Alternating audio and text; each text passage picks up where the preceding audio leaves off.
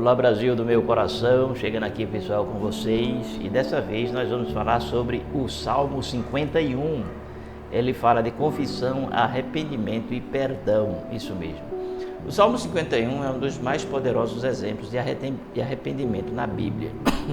Ele foi escrito pelo rei Davi após ter sido confrontado por seu pecado de adultério com Betseba e pelo assassinato de Urias, marido dela.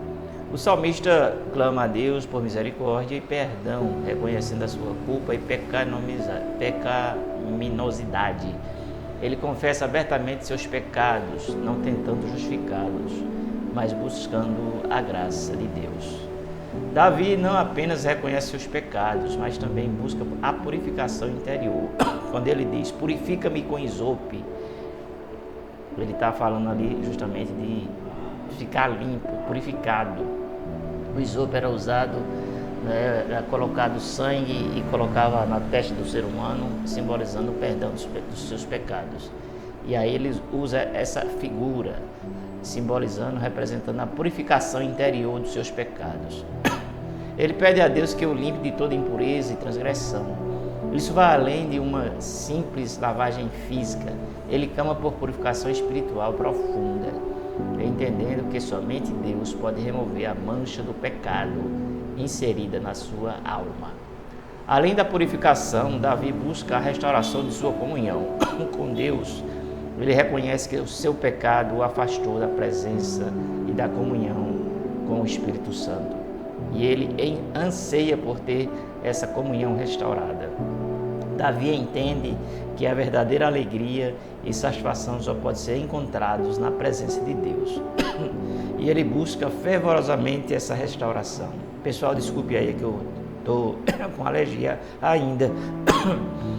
Este salmo também destaca a santidade e a justiça de Deus. Davi reconhece que seus pecados não são apenas ofensivos às pessoas ao seu redor, mas principalmente ofensivo diante de Deus. Ele transgrediu e pecou, afastou-se de Deus através desse pecado.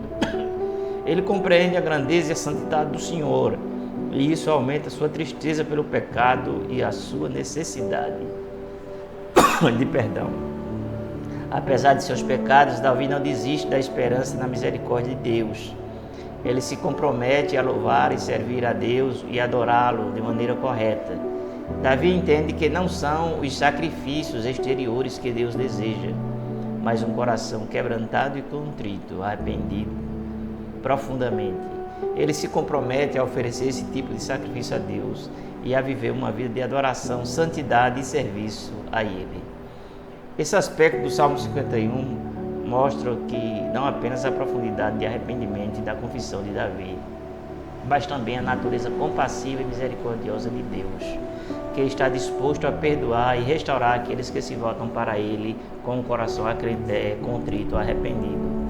Pessoal, veja bem, o que a gente vê aqui no Salmo 51 é uma confissão, é um arrependimento, é um desejo de ter novamente a presença do Espírito Santo, por isso que ele diz, não retire de mim o teu Espírito. Ele fala da salvação profunda com Deus. Então, Davi ele tem consciência do pecado, essa consciência do pecado, da transgressão, e levou ele a confessar, diante de Deus a sua transgressão e se arrepender. Muitas pessoas não entendem esse fato de Davi ter cometido um ato tão abominável diante de Deus e diante também das pessoas, E muitas pessoas até ignoram, mas pessoal, o arrependimento que vem do coração, Deus ele restaura, Deus levanta novamente a pessoa, Deus ele honra novamente aquela pessoa. Quando Deus perdoa, pessoal, ele riscou, ele apagou completamente. Agora, para haver, claro, o perdão, tem que haver um arrependimento profundo, uma confissão consciente, uma confissão que a pessoa realmente confesse com todo o seu coração, com toda a sua alma, com todo o seu entendimento, que ele saiba a gravidade do seu pecado, da sua transgressão, né? Que ele saiba que feriu a santidade de Deus, sabe? Que quebrou os princípios de Deus. E quando as pessoas elas têm esse sentimento, elas se aproximam de Deus com esse sentimento, Deus, ele realmente, ele perdoa aquela pessoa, não é? E ele não lança em rosto mais, ele não fica mais acusando, né? Enquanto as pessoas não reconhecem o diabo, nosso adversário, ele é também conhecido como o acusador. Então ele fica acusando a pessoa, não é? Fica denegrindo a pessoa, sabe? Fica oprimindo a pessoa, sabe? Mas quando a pessoa confessa, o próprio diabo já sabe que o perdão de Deus chegou. E o que acontece é que a partir de então, o acusador já não tem mais habilitação, porque aquela brecha foi fechada e a comunhão foi restaurada e a bênção de Deus estabelecida. E a promessa de Deus continua na vida daquela pessoa, porque realmente ela se arrependeu. Não tem como, no caráter de Deus, ele expurgar uma pessoa que cometeu um delito e se arrependeu. Não, Senhor. Deus o aceita novamente como filho e o trata não como o ser humano, porque o ser humano é assim, você erra, não é? Você pede perdão ou pede uma desculpa, você tenta reparar aquela situação. O ser humano, ele pode até, né, humanamente falando, não vou generalizar, mas as pessoas geralmente ficam lançando em rosto, principalmente na questão de igreja, não é? A gente vê muito isso, pessoas que pecam, que transgridem, não é? Enfim, aquela coisa toda, que perdem perdão à igreja, mas muitos olham para aquela pessoa, não é, com um olhar diferente, tratam diferente, não é? E muitas vezes a pessoa até ela sai daquele meio porque ela começou a ser ignorada, começou a ser oprimida, ela começou, enfim, e ela termina desistindo de estar naquele meio, ou desiste da fé, ou ela vai para digamos assim, outro ministério, porque ela não suporta essa carga mais naquele ambiente, naquele